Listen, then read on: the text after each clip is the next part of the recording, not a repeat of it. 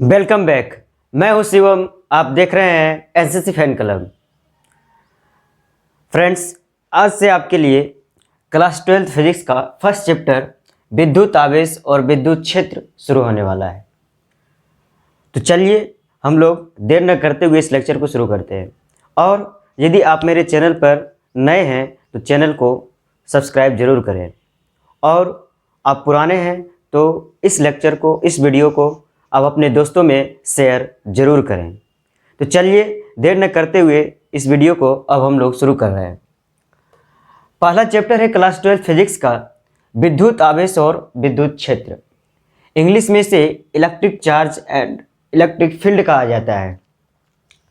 इसमें पहला टॉपिक आपका आता है घर्षण विद्युत।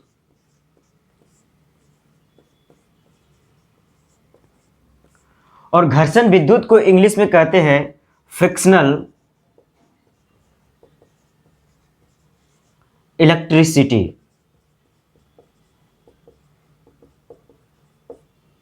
घर्षण विद्युत को इंग्लिश में क्या कहते हैं? Frictional electricity. अब समझिए, ये घर्षण विद्युत दो शब्दों से मिलकर बना है। ठीक है, पहला है इसमें घर्षण और दूसरा है विद्युत। अब घर्षण का मतलब होता है दो वस्तुओं को आपस में रगड़ना। ठीक है, और विद्युत, तो विद्युत किससे उत्पन्न होता है? जब आपका आवेश एक स्थान से दूसरे स्थान पर जाता है, यानी इलेक्ट्रॉन एक स्थान से दूसरे स्थान पर जाता है। तो हम इनडायरेक्ट रूप से कह सकते हैं कि विद्युत का मतलब हो गया आवेश।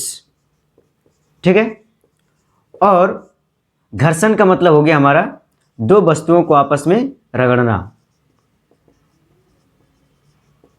दो वस्तुओं को रगड़ना। आपको याद हो तो बचपन में आपने जब सरकारी स्कूल में पढ़ाई करते थे तो वहाँ पर सही से पढ़ाई नहीं हो रहा है, आप बैठे हुए हैं फ्री में या खेल उल रहे हैं, तो बचपन में हम लोग क्या करते थे, पेन को लेते थे और सूखे बालों में इस प्रकार से रगड़ते थे।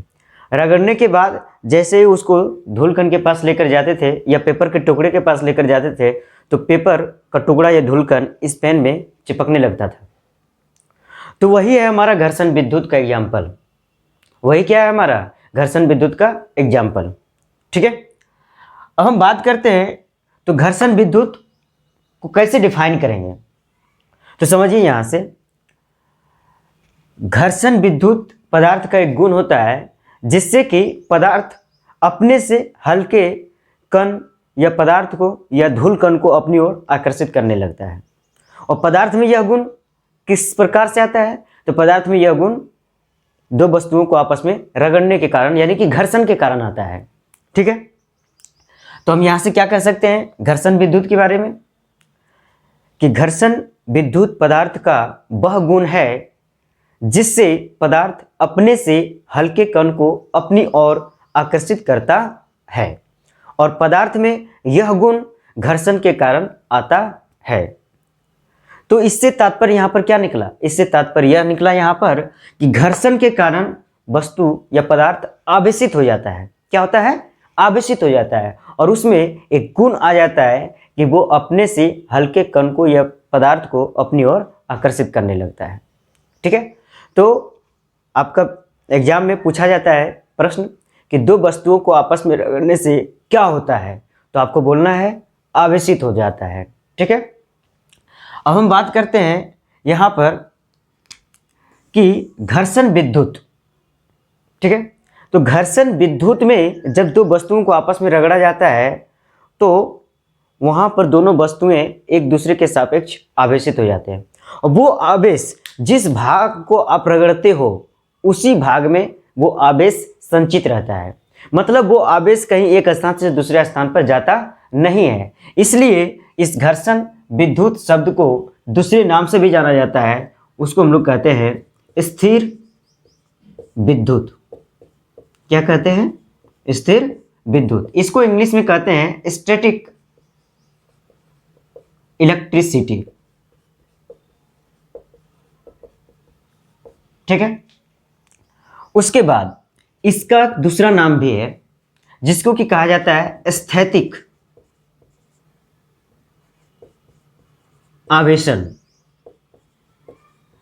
स्थैतिक आवेशन, यानी कि स्टैटिक सीलिंग कहते हैं इसको, या स्टैटिक चार्जिंग भी कहा जाता है, स्टैटिक सीलिंग या स्टैटिक चार्जिंग। यहां से क्या नेक्स्ट निकला आपका, घर्षण विद्युत क्या होता है, तो घर्षण विद्युत पदार्थ का वह गुण है जिससे पदार्थ अपने से हल्के कण को अपनी ओर आकर्षित करता है, और पदार्थ में यह गुण घर्षण के कारण आता है, अर्थात घर्षण के कारण वस्तु या पदार्थ आवेशित हो जाता है। और घर्षण विद्युत को हम लोग स्थिर विद्युत भी कहते हैं, या इसे स्थैतिक आवेशन भी कहा जाता है। अब बात आता है कि इसे स्थिर विद्युत और स्थैतिक आवेशन क्यों कहा जाता है, क्योंकि जब आप घर्षण करते हो तो जिस भाग को घर्षण करते हो उसी भाग पर आवेश आता है और वो कहीं दूसरी जगह जाता नहीं है, उसी जगह टिका हुआ रहता है, इसलिए रुका हुआ आवेश है, तो इसे कहा जाता है स्थिर विद्युत। क्या कहा जाता है, स्थिर विद्युत या स्थैतिक आवेशन। ठीक है, तो प्रश्न रहेगा आपका कि घर्षण के कारण वस्तु क्या होता है, तो हम बोलेंगे घर्षण के कारण वस्तु आवेशित हो जाता है। अब ये जो दुनिया में घर्षण विद्युत शब्द आया, ये ऐसे ही नहीं आया, इसके पीछे हिस्ट्री है। ठीक है, यानी कि दो वस्तुओं को आपस में रगड़ने से वस्तु आवेशित हो जाता है, इसके पीछे एक कहानी है, हिस्ट्री है। क्या है हिस्ट्री, उस चीज को हम लोग देखते हैं। ठीक है, चलिए।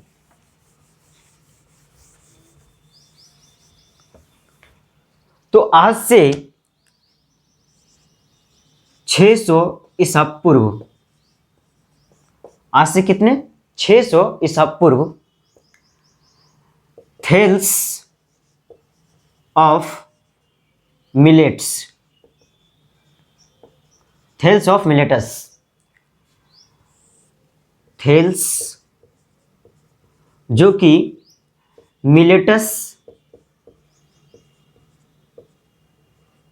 नामक स्थान पर रहते थे। ठीक है, और ये मिलेटस यूनान में है। कहां पर, यूनान में। ठीक है, तो 600 ईसा पूर्व थेल्स नाम के एक वैज्ञानिक थे जो कि यूनान में मिलेटस नामक स्थान पर रहते थे।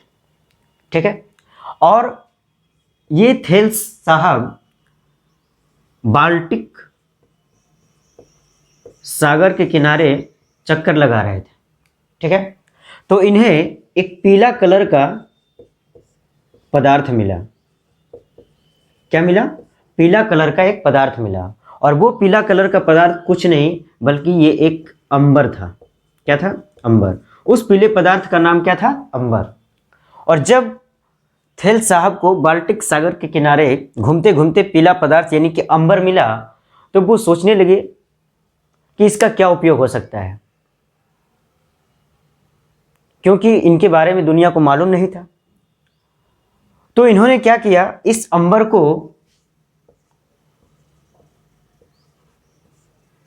ऊन के साथ, किसके साथ,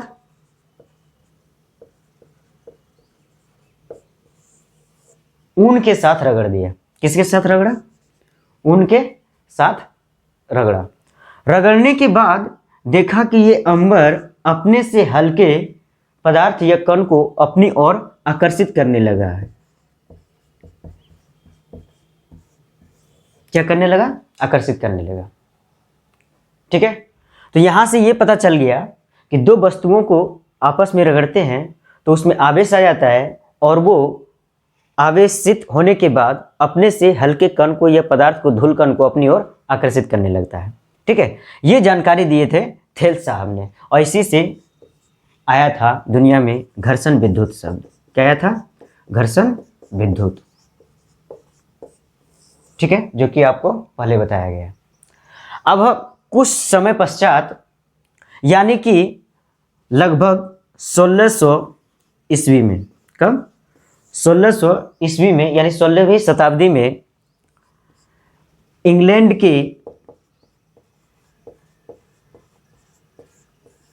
के महारानी एलिजाबेथ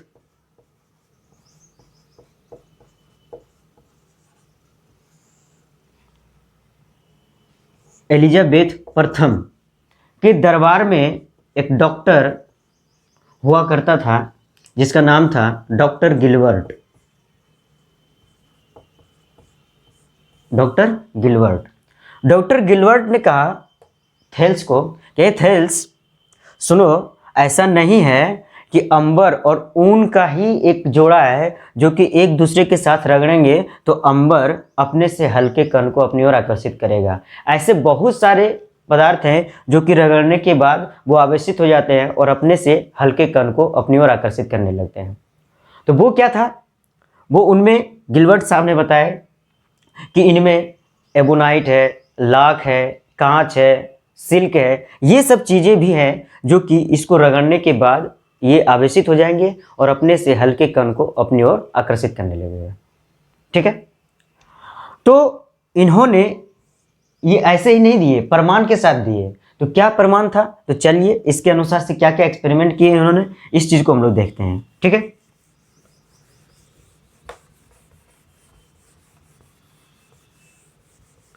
तो आपसे पूछा जाएगा सबसे पहले कि घर्षण विद्युत के बारे में जो जानकारी आई तो वो किसके द्वारा दिया गया दुनिया को, तो बोलेंगे थेल्स नामक के वैज्ञानिक। ये कहाँ के रहने वाले थे, यूनान के। और यूनान में किस स्थान पर, तो मिलेटस। ठीक है, और कब दिए, तो 600 ईसा पूर्व जानकारी दिए थे। ठीक है, उसके बाद ये बताने वाला कौन था कि बहुत सारे ऐसे पदार्थ हैं जिसको कि रगड़ने पर वो आवेशित हो जाता है और अपनी ओर छोटे धूलकण को या पदार्थ को अपनी ओर आकर्षित करने लगता है। तो इसका जानकारी कौन दिए, तो हम बोलेंगे इनके बाद कौन आया, तो डॉक्टर गिलबर्ट।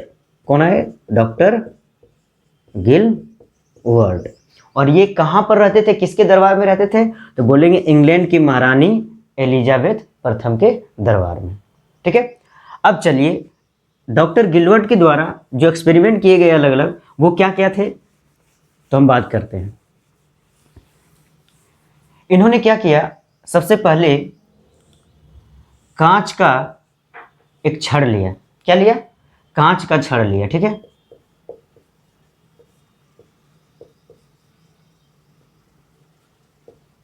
ठीक है, और ऊनी वस्त्र लिया। ठीक है, ऊनी वस्त्र। ठीक है, इस कांच के छड़ को ऊनी वस्त्र के साथ यानी ऊनी फर के साथ रगड़ा। रगड़ने के बाद ये क्या हो गया, आवेशित। क्या हो गया, आवेशित।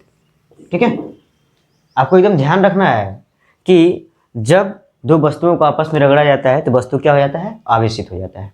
और कैसे होता है, क्यों होता है, आगे आपको बताऊंगा। ठीक है, अब दूसरा एबोनाइट छड़ लिया। एबोनाइट भी एक प्रकार का पदार्थ ही होता है। ठीक है, एबोनाइट छड़,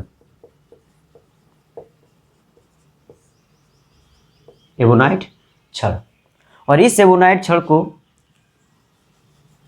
बिल्ली के खाल के साथ रगड़ा। किसके साथ, बिल्ली खाल के साथ रगड़ा। ठीक है, बिल्ली खाल के साथ रगड़ने के बाद ये एबोनाइट छड़ भी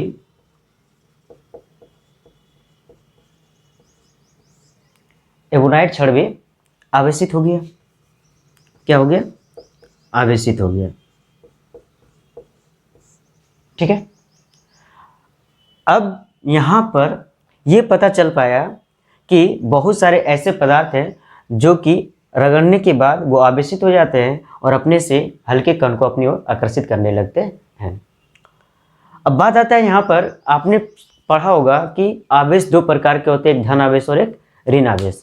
तो ये कैसे सामने में आए, ये किस आधार पर आए, तो चलिए इस एक्सपेरिमेंट को थोड़ा सा और आगे बढ़ाया गया और इस बात का पता करने की कोशिश किया गया कि आवेश कितने प्रकार के होते हैं। ठीक है, कैसे हमारे पास सामने आए कि आवेश धन आवेश और ऋण आवेश ही हो सकते हैं, इसके अलावा कोई आवेश नहीं होता है। तो चलिए इसके लिए क्या किया गया, इस एक्सपेरिमेंट को थोड़ा सा और आगे बढ़ाया गया और एक और कांच के छड़ को लिया गया। ठीक है, एक और कांच के छड़ को लिया गया। ठीक है, और एक और एबोनाइट छड़ लिया गया।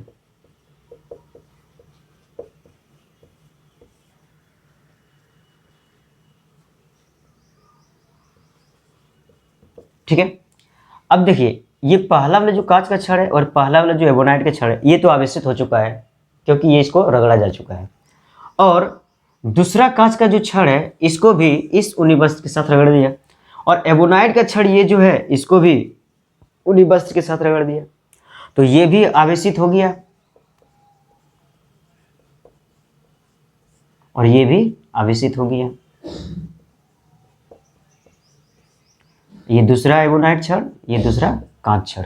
ठीक है, अब समझिए यहाँ से ये बात का पता नहीं चल पाया है अभी कि आवेश दो प्रकार के होते हैं।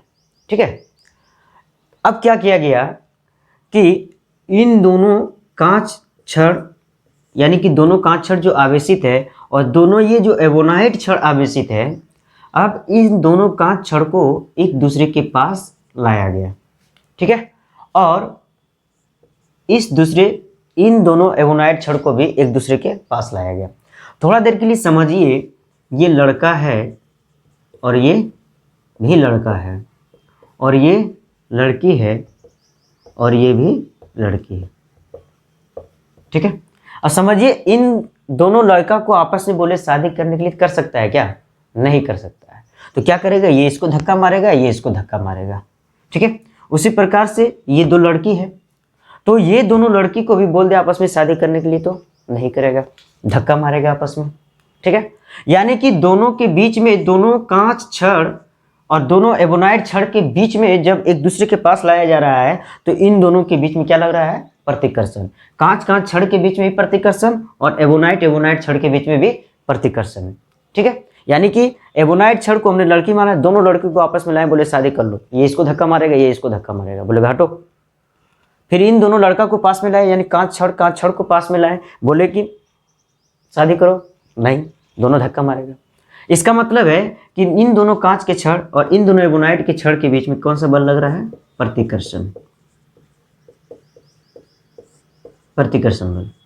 अब क्या करना है, यहां से तो पता चल गया कि अगर दो चीजों को, ठीक है, दो चीजों को एक दूसरे के साथ रगड़ा जाता है और उन दोनों चीज अगर एक दूसरे के पास लाया जाता है, क्या लाया जाता है? एक दूसरे के पास लाया जाता है। जैसे यहाँ पर कांच का छड़ और यहाँ पर कांच का छड़ है, इन दोनों कांच के छड़ को उन्हीं वस्त्र के साथ रगड़ा गया और पास में लाया गया। यानी कि समान प्रकार चीज को अगर हम किसी चीज के साथ रगड़ते हैं और हमारे पास वो चीज दो है, ठीक है, और हम किसी दूसरे वस्तु के साथ रगड़ के और उन दोनों समान चीज़ों को आपस में लाते हैं, तो वो दोनों एक दूसरे को धक्का मारता है, प्रतिकर्षित करता है। यानी इसका मतलब हुआ कि इस कांच के छड़ और इस कांच के छड़ पर समान प्रकार का आवेश आया होगा यहाँ पर, ठीक है, और इस एवोनाइट और इस एवोनाइट के छड़ के पास भी समान प्रकार का आवेश आया होगा, तभी ये दोनों क्या कर रहा है? एक दूसरे को प्रतिकर्षित कर रहा है। अब हम आगे बढ़ते हैं। यहाँ पर तो ये पता चल पाया कि इन कांच के छड़ और इन कांच के छड़ के पास समान प्रकार का आवेश आया है और इन एवोनाइट छड़ और इन एवोनाइट छड़ के पास क्या आया है? समान प्रकार का आवेश आया है, ठीक है। लेकिन ये अभी हमारे पास प्रूफ नहीं हो पाया है कि आवेश दो प्रकार के होते हैं। अब समझिए, यहाँ से मान लीजिए यहाँ पर लड़का है और इधर लड़की है, मैं बोल दूँ इन दोनों को आपस में शादी करने के लिए, तो हो जाएगा, आराम से करेगा। इसका मतलब है कि यहाँ पर कांच का छड़ है, क्या है? कांच छड़, यानी कि इन दोनों आवेशित कांच छड़ में से कोई एक कांच छड़ ले लीजिए और इन दोनों आवेशित एवोनाइट छड़ में से कोई एक एवोनाइट छड़ ले लीजिए, ठीक है, एवोनाइट छड़। और अब इन दोनों को पास में लाएं तो देखा गया कि ये दोनों एक दूसरे को आकर्षित करता है, क्योंकि लड़का लड़की में क्या होगा? प्यार होगा, आकर्षित होंगे एक दूसरे की ओर, तो यहाँ पर शादी हो सकता है। इसका मतलब हम बोल सकते हैं कि ये कांच का छड़ और एवोनाइट का छड़, ये दोनों में आकर्षण बल लगना चालू हो गया। तो अब यहाँ से है ना, डॉक्टर गिलबर्ट ने कहा कि बहुत सारे ऐसे चीज़ हैं जो कि उसको आपस में रगड़ने पर वो एक दूसरे को, है ना, आपस में रगड़ने पर वो आवेशित हो जाते हैं और अपने से हल्के कण को अपनी ओर आकर्षित करने लगते हैं। और निष्कर्ष के तौर पर इन्होंने ये बताया कि आवेश दो प्रकार के होते हैं। क्या होते हैं? आवेश दो प्रकार के होते हैं। अब यहाँ पर कौन सा आवेश किस प्रकार का होता है ये नहीं पता चल पाया, ठीक है। ये हमें ये मालूम चला है कि कांच के छड़ पर जो आवेश होगा और एवोनाइट के छड़ पर जो आवेश होगा, ये दोनों आवेश अलग अलग प्रकार के होंगे और इसीलिए ये कांच का छड़ और एवोनाइट का छड़ एक दूसरे को आकर्षित कर रहे हैं, ठीक है। ये मालूम चल गया कि आवेश दो प्रकार के होते हैं। अब चलिए, यहाँ पर जो आवेश दो प्रकार के हो रहे हैं वो किस कारण से हो रहे हैं? तो होता ये है कि जब दो वस्तुओं को आपस में रगड़ा जाता है तो एक वस्तु अपने में से इलेक्ट्रॉन का त्याग करता है। क्या करता है?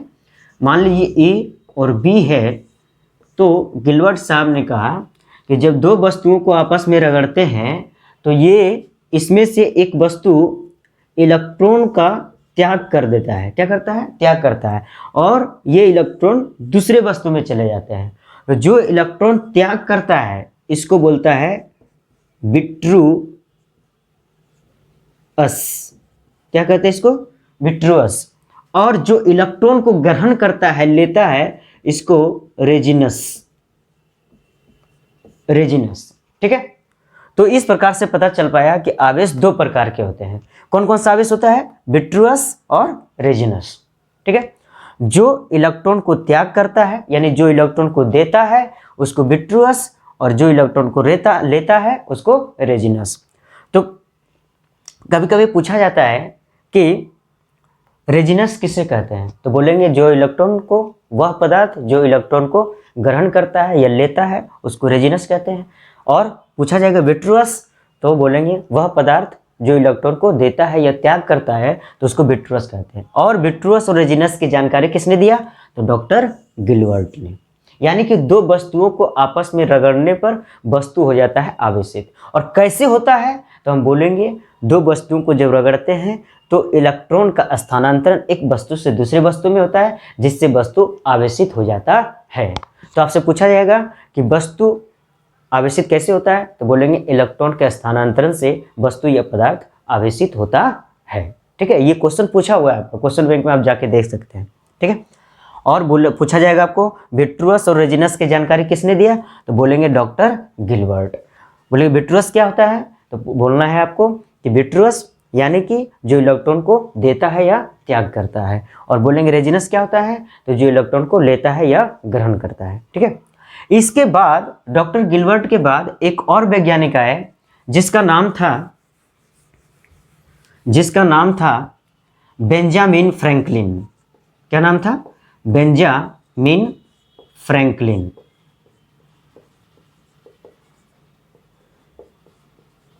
बेंजामिन फ्रैंकलिन ये अमेरिका के थे। कहाँ के थे? बेंजामिन फ्रैंकलिन अमेरिका के वैज्ञानिक थे, ठीक है। इन्होंने कहा चलो डॉक्टर गिलबर्ट आपने तो सही बताया है कि दो वस्तुओं को आपस में रगड़ते हैं तो वस्तु इलेक्ट्रॉन के स्थानांतरण से वो आवेशित हो जाता है। तो इन्होंने बेंजामिन फ्रैंकलिन ने कहा कि दो वस्तुओं को आपस में रगड़ते हैं तो इलेक्ट्रॉन के स्थानांतरण से वस्तु हो जाता है आवेशित, ठीक है। तो बोला जो इलेक्ट्रॉन का त्याग करता है या जो इलेक्ट्रॉन को देता है, बोल दिया वो हो गया धन आवेश। क्या हो गया? वो हो गया धनावेश, ठीक है, धनावेश। और जो इलेक्ट्रॉन को लेता है या ग्रहण करता है उसको नाम दे दिया बेंजामिन ने ऋणावेश। क्या दे दिया? ऋणावेश। तो सबसे लास्ट में हमारा कंक्लूजन ये निकला कि आवेश दो प्रकार के होते हैं, एक धन आवेश और एक ऋण आवेश, ठीक है। और इनके पहले डॉक्टर गिलबर्ट ने क्या बताया था? डॉक्टर गिलबर्ट ने बताया जो इलेक्ट्रॉन को देता है या त्याग करता है उसको विट्रुअस, और जो इलेक्ट्रॉन को लेता है या ग्रहण करता है उसको रेजिनस। लेकिन सबसे लास्ट में आए बेंजामिन फ्रैंकलिन और उन्होंने बता दिया कि जो इलेक्ट्रॉन को देता है या त्याग करता है उसको धनावेश कहते हैं, और जो इलेक्ट्रॉन को लेता है या ग्रहण करता है उसको ऋणावेश कहते हैं। तो इस प्रकार से आपको पता चल गया आज कि हमारे पास जो आवेश है वो कितने प्रकार के होते हैं। तो आवेश दो प्रकार के होते हैं, और एक धन आवेश और एक ऋण आवेश। लेकिन आपको पूछा जाएगा धनावेश का दूसरा नाम क्या है, तो आपको बोलना है विट्रुअस। और पूछा जाएगा ऋणावेश का दूसरा नाम क्या है, तो रेजिनस। बोलेगा धन आवेश और ऋणावेश किस वैज्ञानिक के द्वारा दिया गया, तो आपको बोलना है बेंजामिन फ्रैंकलिन के द्वारा दिया गया। किसके द्वारा बताया गया? बेंजामिन फ्रैंकलिन के द्वारा। अच्छा चलिए यहीं से एक और प्रश्न आता है आपका कि आवेश के स्थानांतरण से यानी कि एक वस्तु से दूसरे वस्तु में आवेश जाएगा तो क्या मास का स्थानांतरण होगा, द्रव्यमान का स्थानांतरण होगा? द्रव्यमान का स्थानांतरण होगा। तो सिंपल वे में समझिए, मान लीजिए आपका द्रव्यमान है 20 kg और आप अभी यहाँ पर बैठे हुए हैं, और आपको मैं बोल दूँ कि दुकान जाइए और सामान खरीद कर लाइए, तो क्या आप अपना वजन को वहीं पर छोड़ देंगे जहाँ पर आप बैठे हुए थे? नहीं, आप अपना वजन के साथ जाएंगे दुकान और सामान खरीद कर लाएंगे। मतलब हम बोल सकते हैं जब किसी चीज़ का स्थानांतरण होता है तो उसका द्रव्यमान के साथ में भी होता है। तो यहाँ हाँ बोलना है। क्या बोलेंगे हम लोग? हाँ, आवेश के स्थानांतरण से द्रव्यमान का भी स्थानांतरण होता है। ठीक है, एक प्रश्न और पूछा जाता है कि वस्तुओं को आवेशित करने पर क्या ऊर्जा का ह्रास होता है, यानी ऊर्जा का कमी होता है? तो बोलेंगे देखिए, दो वस्तु कैसे आवेशित होंगे? तो जब दो वस्तुओं को आपस में रगड़ेंगे और रगड़ने में हमारा कार्य हो रहा है, और कार्य करने की क्षमता को क्या कहते हैं? ऊर्जा। तो हमारा कुछ ना कुछ तो ऊर्जा खपत हो रहा है ना रगड़ने में, हाथ को या तो किसी दूसरे वस्तु को एक दूसरे के साथ में रगड़ने में, तो ऊर्जा का खपत हो रहा है। तो बोलेंगे हाँ। क्या बोलेंगे? हाँ बोलेंगे, यानी कि दो वस्तुओं को आपस में आवेशित करने पर ऊर्जा का कमी होता है, ऊर्जा का ह्रास होता है। ये ऑब्जेक्टिव में पूछा जाता है, क्या दो वस्तुओं को आपस में रगड़ने पर जो आवेशित हो जाते हैं वस्तु, तो आवेशित करने में वस्तुओं को ऊर्जा ह्रास होता है या ऊर्जा का कमी होता है? तो आपको कहना है हाँ, होता है। ठीक है, तो आपको हाँ में टिक लगाना है। और दूसरा प्रश्न कि क्या आवेश का स्थानांतरण करने में द्रव्यमान का स्थानांतरण होता है? तो कहना है हाँ, होता है। तो चलिए दोस्तों, मैं आशा करता हूँ कि आपको ये पूरा लेक्चर समझ में आ गया होगा और आप इसे बार बार देखें, और जितना भी आपको क्वेश्चन पुटअप किया गया है, बताया गया है, वो क्वेश्चंस को ध्यान से सुने और नोट कर लें। कल आपको बताया जाएगा कि आवेश किसे कहते हैं। आज तो आपको बताया गया कि आवेश का इतिहास क्या है, ठीक है, कौन कौन से वैज्ञानिक ने क्या क्या बताया है आवेश के बारे में, उसके बारे में बताया गया आज आपको, यानी हिस्ट्री ऑफ चार्ज बताया गया आपको, और घर्षण विद्युत को आपको समझाया गया। ठीक है, और बहुत सारे इससे संबंधित प्रश्नों को भी बताया गया है आपको कि वस्तु कैसे आवेशित होते हैं। तो आपको बोलना है दो वस्तुओं को रगड़ने से वस्तु आवेशित होते हैं, और किस प्रकार से होते हैं? तो बोलेंगे इलेक्ट्रॉन के स्थानांतरण से या आवेश के स्थानांतरण से वस्तु आवेशित होते हैं। ठीक है, और बोलेंगे जो वस्तु इलेक्ट्रॉन को देता है या त्याग करता है उसको विट्रुअस किसके अनुसार से? डॉक्टर गिलबर्ट के अनुसार से कहते हैं, और जो इलेक्ट्रॉन को लेता है या ग्रहण करता है उसको रेजिनस कहते हैं, किसके अनुसार से? तो डॉक्टर गिलबर्ट के अनुसार से।